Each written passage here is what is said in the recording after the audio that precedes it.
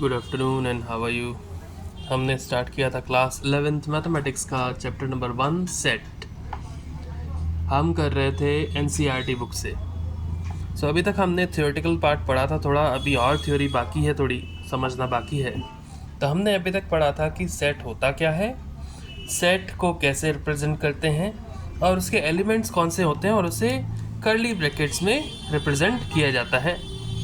देखिए, for set A its objectives are 1 2 3 6 7 14 21 and 42। Set A के objects कौन से हैं या फिर एलिमेंट्स कौन से हैं? ऑब्जेक्ट्स और एलिमेंट्स सेम ही है, एक ही नाम होता है, मतलब एक ही इसका मतलब होता है, नाम अलग अलग है, ठीक है। तो ऑब्जेक्ट्स और एलिमेंट्स सेट ए के क्या होंगे? सेट ए किसको लिया था आपने? सेट ए क्या था? फैक्टर्स ऑफ 42 था। क्या था? Factors of 42। फैक्टर्स ऑफ 42 क्या थे? 1 2 3 6 7 14 21 एंड 42। तो फैक्टर्स ऑफ 42 था, ठीक है।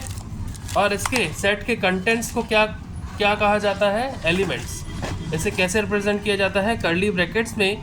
और सेट ए के ऑब्जेक्ट्स या फिर कंटेंट्स या फिर एलिमेंट्स क्या क्या है? 1 2 3 6 7 14 21 एंड 42। ये ऑब्जेक्ट्स हैं इसके, जो इसके अंदर लिखे जाते हैं, ठीक है। कोई प्रॉब्लम? सेट बी के ऑब्जेक्ट्स क्या है? सेट बी किसको लिया था हमने? Vowels in English alphabet. Vowels कितने होते हैं? 5, ए ई आई ओ यू। तो उस सेट के ऑब्जेक्ट्स क्या होंगे? ए ई आई ओ यू, ठीक है, which are the vowels in English alphabet. एक बार फिर से देख लीजिए, ये रहे बी हमने लिया था, बी हमने लिया था set of vowels in English alphabet जो ए ई आई ओ यू होता है। तो इसके ऑब्जेक्ट्स क्या हो गए? A E I O U, okay. अब देखिए, elements, objects and members of a set are synonymous terms, यानी कि ये एक ही चीज़ है, नाम अलग अलग है लेकिन एक ही चीज़ है। सिनोनिमस है यानी कि पर्यायवाची है एक दूसरे के। एलिमेंट्स, ऑब्जेक्ट्स और members are the same thing, एक ही चीज़ होती है, ठीक है। सिनोनिमस टर्म्स होते हैं। Sets are usually denoted by capital letters. Sets को हमेशा कैपिटल लेटर्स से ही लिखा जाता है, वो हमने पहले भी आपको पढ़ाया था, बताया था, ठीक है। जैसे कि A B C D X Y Z, या फिर जितने भी कैपिटल लेटर्स हैं, जितने भी अल्फ़ाबेट्स हैं इंग्लिश में, उनको कैपिटल में लिख दोगे तो आप सेट रिप्रेजेंट कर सकते हैं। The members of a set are represent by small letters, जैसे मैंने पहले बताया था कि स्मॉल लेटर्स से रिप्रेजेंट किया जाता है। बट इसकी एक कंडीशन होती है, अगर क्वेश्चन में ही आपको जैसे कोई नाम दे रखा है, सब्जेक्ट का नाम दे रखा है मैथमेटिक्स, या फिर दे रखा है ट्रिग्नोमेट्री, तो ये जो ट्रिग्नोमेट्री या फिर मैथमेटिक्स लिखा हुआ है वो कैपिटल में ही लिखा हुआ दिया गया है, तो आपको सेट भी कैपिटल लेटर्स में ही बनाना होगा। वो हम आगे पढ़ लेंगे, ठीक है, ओके। सो अब हम पढ़ते हैं सेट ऑफ नंबर्स। नंबर्स के बारे में पढ़ते हैं। नंबर सिस्टम आपने पहले पढ़ा होगा, एक बार हम नंबर ट्री देख लेते हैं। सेट ऑफ नंबर्स के बारे में पढ़ेंगे तो नंबर ट्री देखना बहुत ज़रूरी है। Numbers are classified mainly into 2 parts. अभी तक आपने क्या पढ़ा था? नंबर्स कौन से होते हैं? रियल नंबर्स से स्टार्ट होते हैं, लेकिन नंबर्स जो होते हैं वो दो तरीके के होते हैं, एक होते हैं रियल और एक होते हैं इमेजिनरी नंबर्स। इमेजिनरी नंबर्स के बारे में अब आप पढ़ेंगे क्लास 11th में। एक चैप्टर है, chapter number 5, complex numbers and quadratic equations. तो कॉम्प्लेक्स नंबर्स जो हैं वो ही सारे के सारे इमेजिनरी नंबर्स होते हैं, क्योंकि उनमें आयोटा लिया जाता है। आयोटा जिसकी वैल्यू होती है √(-1), वो हम बाद में पढ़ेंगे, जब चैप्टर पे आएंगे तब पढ़ेंगे। उन्हीं को इमेजिनरी नंबर्स कहा जाता है। तो क्लास 11th में जो आपका नंबर्स डिवाइड होगा वो 2 पार्ट्स में होगा, एक रियल और एक इमेजिनरी। इमेजिनरी हम आगे पढ़ेंगे, इसलिए इसके बारे में भी मैंने कुछ लिखा नहीं। रियल नंबर्स फिर से 2 पार्ट्स में डिवाइड होते हैं, रैशनल और इर्रैशनल। अभी क्यों कर रहे हैं? क्योंकि आगे इनको डिनोशन दिया जाएगा, इन सारे नंबर्स का भी एक कैपिटल लेटर लिया जाएगा इंग्लिश में, इसीलिए कर रहे हैं, ठीक है। तो रैशनल फिर से 2 पार्ट्स में डिवाइड होते हैं, इंटीजर्स और डेसिमल्स। इंटीजर्स और डेसिमल्स, डेसिमल्स में और आ जाता है टर्मिनेटिंग, नॉन टर्मिनेटिंग और रेकरिंग, ठीक है। अब इंटीजर्स कितने टाइप्स के होते हैं? 2 टाइप्स के, नेगेटिव और पॉजिटिव। ये तो 10th में ही पढ़ा था, नेगेटिव और पॉजिटिव। पॉजिटिव होल नंबर्स होते हैं। पॉजिटिव कौन से होते हैं? होल नंबर्स जिसमें 0 भी होता है और नेचुरल नंबर्स भी होते हैं। तो होल नंबर्स होते हैं पॉजिटिव, जिसमें 0 भी होता है और नेचुरल नंबर्स भी होते हैं, ठीक है। 0 भी होता है और नेचुरल नंबर्स भी होते हैं। तो ये हो गया नंबर ट्री। नंबर्स दो पार्ट्स में डिवाइड है, रियल और इमेजिनरी। रियल फिर से दो पार्ट्स में डिवाइड है, रैशनल और इरेशनल। रैशनल फिर से दो पार्ट्स में डिवाइड है, इंटीजर्स और डेसिमल। इंटीजर्स फिर से दो पार्ट्स में डिवाइड है, नेगेटिव और पॉजिटिव। नेगेटिव तो आपको पता ही है, ज़ीरो के लेफ्ट हैंड साइड पे जो भी होंगे नेगेटिव। अगर नंबर लाइन देखी जाए तो नंबर लाइन में ज़ीरो के लेफ्ट हैंड साइड पे जितने भी नंबर आएंगे वो ज़ीरो से छोटे होंगे, और ज़ीरो से छोटे हैं तो मतलब नेगेटिव होंगे। ओके, और फिर पॉजिटिव जो है वो होल नंबर्स में आता है। होल नंबर्स फिर ज़ीरो और नेचुरल नंबर्स में डिवाइड होते हैं। ठीक है, इसका मतलब सबसे बड़ा सेट होगा रियल नंबर्स का, उसके बाद सेट बनेगा रैशनल नंबर्स का, उसके बाद बनेगा इरेशनल नंबर्स का, उसके बाद रैशनल नंबर्स में सेट बनेगा इंटीजर्स और डेसिमल्स का, उसके बाद इंटीजर्स में सेट बनेगा नेगेटिव और पॉजिटिव नंबर्स का, उसके बाद पॉजिटिव नंबर्स में सेट बनेगा ज़ीरो और नेचुरल नंबर्स या फिर होल नंबर्स का। ये मैं इसलिए बता रहा हूँ क्योंकि आगे इन सारे टॉपिक्स का हम काम लेंगे। ठीक है, तो देखिए क्या होता है, n जो है, n माना जाता है the set of all natural numbers को। क्या माना जाता है? The set of all natural numbers, यानी कि कैपिटल N कहीं लिखा हुआ है जो आपके सेट वाले चैप्टर में और आगे रिलेशंस एंड फंक्शंस में और उसके बाद प्रोबेबिलिटी में बार बार आएगा। ये जो डिनोशन हम सीख रहे हैं ना अभी, ये सारे डिनोशंस आगे आएंगे, तो इसीलिए मैं बता रहा हूँ आपको। कॉम्प्लेक्स नंबर्स में भी आ सकता है, बट कॉम्प्लेक्स नंबर्स में इतना नहीं आता। मैथमेटिकल इंडक्शन में आता था, जो अब चैप्टर आपके सिलेबस में नहीं है, डिनोशन करने के लिए आता था। लेकिन रिलेशंस एंड फंक्शंस वाला चैप्टर आएगा नेक्स्ट, उसमें आएगा, और उसके अलावा प्रोबेबिलिटी में भी आता है, तो इसको एक बार समझ लीजिए। कैपिटल N जो है वो होता है set of all natural numbers. Capital Z या फिर कैपिटल I होता है the set of all integers. Integers को किससे रिप्रेजेंट किया जाता है? Z या फिर I से, कैपिटल Z या फिर कैपिटल I से। ठीक है, कुछ कुछ बुक्स में इसको कैपिटल I से रिप्रेजेंट किया जा रहा है, मोस्टली बुक्स में इसको, मोस्टली जो भी हम देखते हैं वो कैपिटल Z से ही रिप्रेजेंट किया जाता है। ठीक है, Q क्या होता है? The set of all rational numbers. Set of rational numbers की अगर बात करें तो वो कैपिटल Q से रिप्रेजेंट किए जाते हैं। ठीक है, और R जो होता है the set of all the real numbers. सारे रियल नंबर्स का सेट जो होता है वो कैपिटल R से रिप्रेजेंट होता है। अब जैसे देखिए, Z किसके लिए होता था? इंटीजर्स के लिए। तो अगर Z प्लस हो गया तो the set of positive integers, यानी कि Z पॉजिटिव या फिर Z प्लस अगर हम लिखते हैं तो इसका मतलब है कि जो भी इंटीजर्स हैं वो सारे पॉजिटिव हैं, तो Z of all positive integers. अगर Z प्लस की जगह Z माइनस या फिर Z नेगेटिव आ जाता, माइनस का साइन ऊपर लगा देते, तो set of all negative integers. ठीक है, उसी तरीके से Q प्लस है तो set of all positive rational numbers, और अगर Q माइनस है तो set of all negative rational numbers. उसी तरीके से R plus the set of all positive real numbers. R plus क्या शो करता है? Set of all positive real numbers, और R माइनस क्या शो करेगा? Set of all negative real numbers. और सिर्फ R होगा तो उसमें पॉजिटिव और नेगेटिव दोनों आ गए, अगर सिर्फ R है तो उसमें पॉजिटिव और नेगेटिव दोनों आ गए। उसी तरीके से सिर्फ Z है तो उसमें पॉजिटिव और नेगेटिव दोनों आ गए। उसी तरीके से सिर्फ Q है तो उसमें भी पॉजिटिव और नेगेटिव दोनों आ गए। ठीक है, अब देखिए रिप्रेजेंटेशन ऑफ सेट्स एलिमेंट्स या फिर एलिमेंट्स ऑफ अ सेट। जितने भी एलिमेंट होते हैं सेट के, उसको कैसे रिप्रेजेंट किया जाता है। अभी तक हमने पढ़ा जैसे कि 42 के फैक्टर्स पढ़े, सेट ऑफ वॉवल्स के बारे में पढ़ा, तो उसमें जो भी हमने लिखा ना ब्रैकेट्स के अंदर, जो भी पैरेंथेसिस बनाया गया था, जो भी ब्रैकेट बनाया गया था, कर्ली ब्रैकेट बनाया गया था, उसके अंदर जो भी लिखते हैं वो होते हैं या तो ऑब्जेक्ट्स या तो फिर उसको कहा जाता है। रिप्रेजेंट कैसे किया जाता है एलिमेंट्स को रिप्रेजेंट करते हैं, हमने पहले भी देखा था, फैक्टर्स ऑफ 42 लिखे थे, तो कर्ली ब्रैकेट्स बनाए थे और उसमें सारे के सारे फैक्टर्स 42 के लिख दिए थे, और उसके साथ साथ सेट ऑफ वॉवल्स था तो कर्ली ब्रैकेट्स बनाए थे और उसके अंदर सारे के सारे वॉवल्स लिख दिए थे। ठीक है, तो देखिए, इफ ए स्मॉल ए ले रहे हैं is an element of a set ए। मान लीजिए कोई ए एलिमेंट है किसी सेट ए का, तो then we can say that A belongs to A. इसका मतलब ए जो है ए को बिलोंग करता है। अब यहाँ पे थोड़ा कन्फ्यूजन है, राइट, थोड़ा सा कन्फ्यूजन है। देखिए, जो एलिमेंट होंगे किसी भी सेट के, वो सेट को बिलोंग करेंगे ना। जैसे कि मैंने कहा कि set of all factors of 42, तो फैक्टर्स ऑफ 42 में 42 भी आएगा, फैक्टर होता है 42 का, ठीक है। तो मैं ये कह सकता हूँ कि 42 belongs to set of factors of 42, क्योंकि उसमें हम इसको रिप्रेजेंट करेंगे, है ना। देख लीजिए एक बार एग्जाम्पल के तौर पे, जैसे मैंने कहा 42 जो है बिलोंग्स टू ए है। 42 किसको बिलोंग कर रहा है? सेट ए को, क्योंकि मैंने क्या नाम दिया इसको, सेट ए। तो इसका मतलब है, सेम यही मतलब है वहाँ पे कि अगर कोई एलिमेंट ए है वो सेट ए को बिलोंग करेगा, क्योंकि वो उसमें उसका एक एलिमेंट है, अदरवाइज वो उसको बिलोंग नहीं करेगा, ठीक है।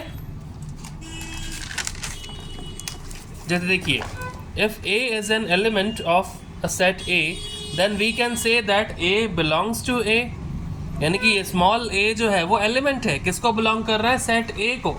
Element A belongs to set A, ठीक है। फॉर एग्जाम्पल सेट ए के लिए हमने लिया capital A equals to parenthesis यानी कि ब्रैकेट्स बनाए, कर्ली ब्रैकेट्स, उसके अंदर हमने स्मॉल ए लिख दिया। अब स्मॉल ए क्या है? ए का एक एलिमेंट है, यानी कि मैं ये कह सकता हूँ कि small A belongs to set A, element A belongs to set A, ठीक है। Then we can say that A is an element of set A and it is represented by a Greek symbol epsilon. इसका नाम क्या है? epsilon या फिर epsilon is used to denote the phrase belongs to. ये जो symbol है, जैसे कि इसको ऐसे बनाया जाता है, ऐसे सी बना दो एक चौड़ा सा, जिसको ऊपर से थप्पड़ मार दी हो और नीचे से भी थप्पड़ मार दी हो तो वो थोड़ा पिचक गया है, और इसके बीच में एक ये लाइन बना दो ई वाली, सो दैट इज एप्सिलॉन। एक बार फिर से देख लो, ऐसे बनाएंगे और ये हो गया, बीच में हमने ये लगा दिया, तो that is epsilon. This is a Greek word है एप्सिलॉन, जिसका मतलब होता है बिलोंग्स टू, किसी चीज़ को बिलोंग करना, ठीक है। So we can write A belongs to A. इसे कैसे पढ़ेंगे? A belongs to A. हम इसको कैसे लिख सकते हैं? ए बिलोंग्स टू ए, यानी कि एलिमेंट ए बिलोंग करता है सेट ए को, ठीक है। कैसे लिखेंगे mathematically? A belongs to A, belongs to का साइन लगा देंगे, एप्सिलॉन का साइन लगा देंगे, और हम ये कह सकते हैं आपकी set element A belongs to set A. पूरा लिखने की ज़रूरत ही नहीं है, सिर्फ ये सिंबल लगा दिया तो हमारा पूरा सेंटेंस बन गया। इस सेंटेंस का मतलब है that element A belongs to set A, ठीक है। ये पूरा एक सेंटेंस बन गया, एक पूरी लाइन बन गई, ठीक है। Now what to do if any element does not belong to a set? मान लीजिए कि कोई एलिमेंट बिलोंग नहीं कर रहा है किसी सेट पे, तो उसको क्या बोलेंगे? डज नॉट बिलोंग टू, बस डज नॉट बिलोंग टू। मान लीजिए एक सेट है जिसमें एक एलिमेंट है ए, सेट ए है उसमें एलिमेंट है ए, तो हमें पता है कि इफ बी इज नॉट, हम ये कहेंगे कि बी तो एलिमेंट नहीं है ए का, क्योंकि ए के सेट में नहीं शो कर रहा। Now if B is not an element of A, then it can be denoted as B does not belongs to A. B belongs to A लिख दो पहले, फिर ये साइन लगा दो, ठीक है। इसमें हम ऐसे लिखेंगे B belongs to का साइन A और A does not के लिए ये, ठीक है। B does not belongs to A, ठीक है। B does not belongs to A. We can say that B does not belongs to A, ठीक है, यानी कि एलिमेंट बी ए को बिलोंग नहीं करता, ठीक है। The set of vowels V, vowels के सेट को वी से रिप्रेजेंट अगर हम करें तो उसको कैसे लिखा जाएगा? V equals to A E I O U, V equals to A E I O U. Now letter A belongs to V, A तो बिलोंग कर रहा है वी को, but B does not belongs to V, यानी कि letter B जो है set we को बिलोंग नहीं कर रहा, तो सिंबॉलिकली हम इसे कैसे लिखेंगे? ए बिलोंग्स टू वी, यानी कि ए बिलोंग्स टू वी, और B does not belongs to V, यानी कि B does not belongs to V. Belongs to का साइन लगा के उसको क्रॉस कर दो, ठीक है। तो इधर आ गया set element A belongs to set A और element B does not belongs to set V, ठीक है। एलिमेंट ए क्योंकि एक वावल है बिलोंग्स टू सेट वी जो सेट ऑफ वावल्स है, और element B element B does not belongs to set V, क्योंकि ये वॉवल नहीं है। सिंपल, ठीक है। एक बार फिर से देख लीजिए, यहां तक हमने किया था।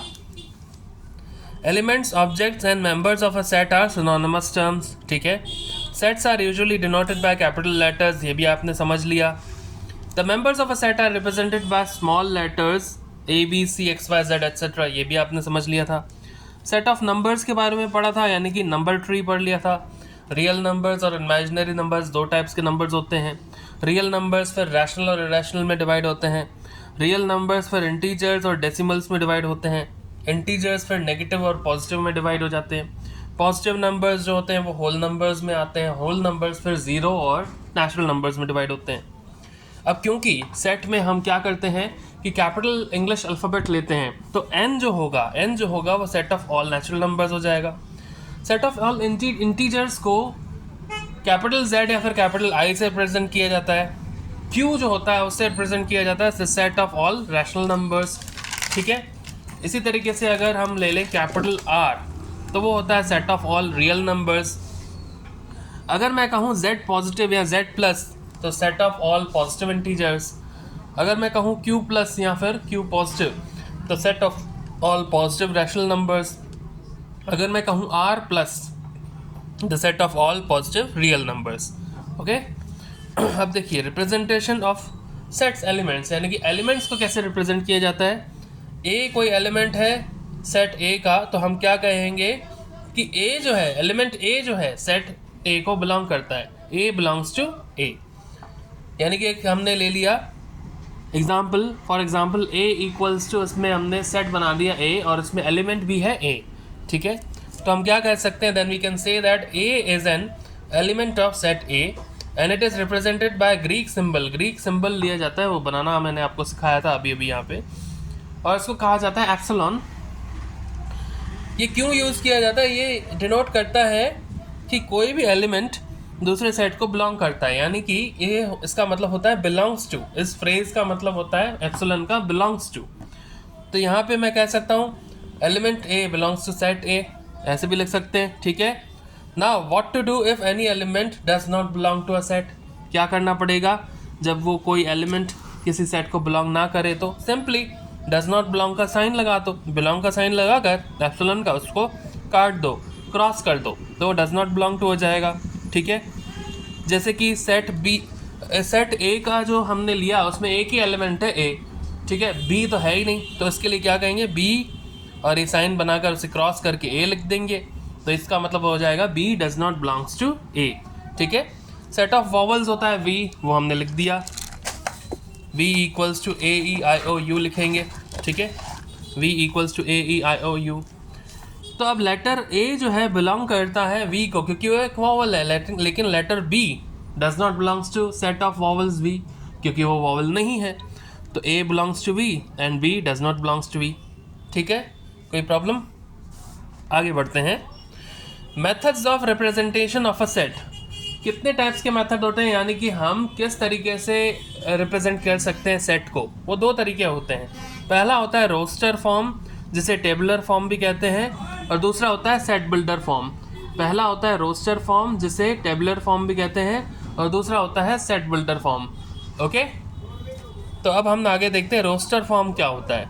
It is a way to represent a set by listing all its elements explicitly within curly braces separated by commas. देखिए ये जो एक्सप्लेनेशन है ना, मैंने आपको पहले ही बता दिया था स्टार्टिंग में जब हमने चैप्टर स्टार्ट किया था, कि किसी भी सेट को लिखने के लिए हमें कैपिटल इंग्लिश अल्फ़ाबेट चाहिए, फिर इक्वल्स टू का साइन लगेगा, और हम उसको कर्ली ब्रैकेट्स में शो करेंगे, और जितने भी एलिमेंट्स होंगे ना उसको हम क्या लिखेंगे, लिखने के बाद उनको कॉमा से सेपरेट कर देंगे। यही मैंने बताया था कि कॉमा से सेपरेट कर देंगे, ठीक है।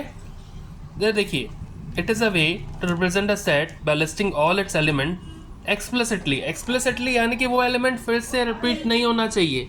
ये चीज़ हम आगे पढ़ेंगे, यानी कि रिपीटिशन नहीं आना चाहिए। ये चीज़ हम आगे पढ़ेंगे जब इसके बारे में मैं और आपको अच्छे से समझाऊंगा। जब कोई ऐसा एग्जाम्पल आएगा तब मैं आपको समझाऊंगा, तो उसमें हम देख लेंगे कि रिपीट नहीं होगा वो वर्ड वापस से, तो एक्सप्लिसिटली का मतलब फिर से रिपीट नहीं होगा वो वर्ड, ठीक है। कर्ली ब्रैकेट्स में उन्हें लिखा जाएगा और उन्हें कॉमा से सेपरेट कर दिया जाएगा। For example a equals to 1, 2, 3, ये एक सेट हो गया, कर्ली ब्रैकेट्स में आ गए, सारे एलिमेंट्स को हमने सेपरेट कर दिया कॉमा की हेल्प से, और कोई भी एलिमेंट रिपीट नहीं हो रहा, कोई एलिमेंट रिपीट नहीं हो रहा। b a हमने एक सेट ले लिया a e i o u का, ठीक है। अब उसको भी हमने अलग अलग सेपरेट कर दिया कॉमा की हेल्प से और कर्ली ब्रैकेट्स में ले लिया, तो ये भी यहाँ पे भी कोई एलिमेंट रिपीट नहीं हो रहा, तो ये भी एक सेट है। Note, in roster form the order in which the elements are listed is immaterial, यानी कि कोई फ़र्क नहीं पड़ता आप कैसे भी लिखो, लेकिन कोई भी एलिमेंट वापस रिपीट नहीं होना चाहिए। हर एक एलिमेंट एक्सप्लिसिट यानी कि अलग होना चाहिए, डिफरेंट होना चाहिए दूसरे एलिमेंट से, यानी कि कोई भी एलिमेंट रिपीट नहीं होगा, तभी तो डिस्टिंक्ट या फिर सेम नहीं आएगा, ठीक है। तो इसका मतलब ये है immaterial, that means there is no rule to write elements, it can be written in any order, किसी भी ऑर्डर में रखें विदाउट रिपीटेशन। जैसे कि ये सेट हमने ऊपर देखा a 1 2 3, इसे अलग अलग तरीके से लिखा जा सकता है, 3 2 1 भी लिखा जा सकता है, 2 3 1 भी लिखा जा सकता है, और 2 1 3 भी लिखा जा सकता है, लेकिन एलिमेंट सारे सही होने चाहिए। 1 2 3 ना लिखकर 3 2 1 लिख दो, 2 3 1 लिख दो, 2 1 3 लिख दो, लेकिन एलिमेंट्स तो वही आएंगे जो उसके आंसर में आने चाहिए, ठीक है। जैसे कि सेट ऑफ वॉवल्स है a e i o u, अब इसमें a अगर मैं लास्ट में ले लूँ, u पहले ले लूँ, e कहीं और ले लूँ, e o सेकंड नंबर पे ले लूँ, i को बीच में रहने दूँ, तो इसमें भी कोई फ़र्क नहीं पड़ेगा। जैसे कि मैं अगर इसका कर दूँ e a i o u या फिर अलग अलग कर दूँ, तो इससे कोई फ़र्क नहीं पड़ेगा, सेट ऑफ एलिमेंट्स तो वही रहेंगे, ठीक है, कोई प्रॉब्लम। आगे बढ़ते हैं। When there are infinite numbers in a set, then we represent the set by mentioning a first few elements, and then we write 3 dots to show that it will go on, ठीक है। कोई ऐसा set होता है जो infinite होता है, infinite यानी कि वो डेफिनेट सेट तो है, वेल डिफाइंड सेट तो है, वेल डिफाइंड है, जैसे कि सेट ऑफ नेचुरल नंबर्स, जैसे कि set of real numbers, well defined है, लेकिन उसका एंड नंबर हमें पता नहीं है, इन्फिनिटी तक जा रहा है। जैसे कि set of natural numbers start तो होते हैं 1 से, 1 2 3 4 5, पर एंड तक चलते जाएंगे, ठीक है। जितने भी पॉजिटिव नंबर्स आएंगे वो सारे एंड तक चलते जाएंगे, वो सेट ऑफ नेचुरल नंबर्स है, इनफाइनाइट चलता जाएगा, यानी कि उसका सेट का लिमिट क्या हो जाएगा, 1 से स्टार्ट होकर पॉजिटिव इन्फिनिटी तक चले जाना, पॉजिटिव इन्फिनिटी तक चले जाना, ठीक है। तो उसके लिए हम क्या करते हैं, पॉजिटिव इन्फिनिटी यानी कि इन्फिनिटी कितना है ये तो हमें पता नहीं, तो कितने वर्ड्स लिखें, कितने टर्म्स लिखें, कितने एलिमेंट्स लिखें, ये भी हमें पता नहीं, तो क्या करते हैं, फर्स्ट फ्यू एलिमेंट्स लिख देते हैं। जैसे कि सेट ऑफ नेचुरल नंबर्स के लिए 1 2 3 4 या 1 2 3 4 5, उसके बाद 3 डॉट लगा देते हैं। तो 3 डॉट जो है वही तो ये कह रहा है, by mentioning a first few elements, पहले कुछ एलिमेंट्स लिखकर, and then we write 3 dots, 3 dot लगा देते हैं, जो ये शो करता है कि सेट और आगे चलता जाएगा, ठीक है। इनफाइनाइट सेट है, फाइनाइट नहीं है, इनफाइनाइट है। फाइनाइट में तो हमें पता है कि नंबर ऑफ एलिमेंट्स कितने होने चाहिए, 4 एलिमेंट्स होंगे, 5 एलिमेंट्स होंगे, लेकिन इनफाइनाइट में तो पता ही नहीं ना कि कितना चलेगा। तो उसे रिप्रेजेंट करने के लिए क्या होता है, हम सेट लिखते हैं, उसके पहले कुछ एलिमेंट्स लिख देते हैं, उसके बाद 3 डॉट लगा देते हैं, जिससे कहा जाता है एंड सो ऑन, ठीक है।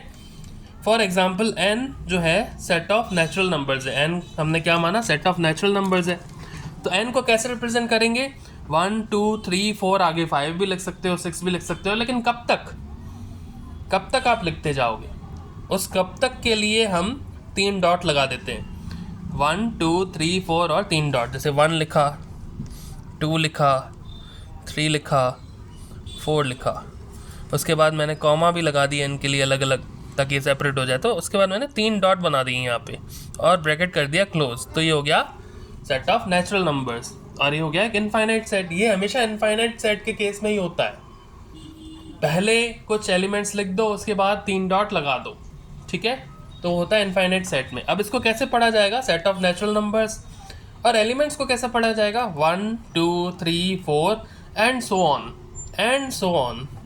3 डॉट्स जो है इसके लिए क्या बोला जाता है, एंड सो ऑन, यानी कि और आगे चलता जाएगा। ठीक है, कोई problem? It may be noted that while writing the set in roster form an element is not generally repeated, that is all the elements are taken as distinct. यानी कि हमने ये अभी तक नोटिस किया है सेट पढ़ते पढ़ते कि कोई भी एलिमेंट रिपीट नहीं होता, हर एक एलिमेंट डिस्टिंक्ट है, हर एक एलिमेंट अपने से अलग है।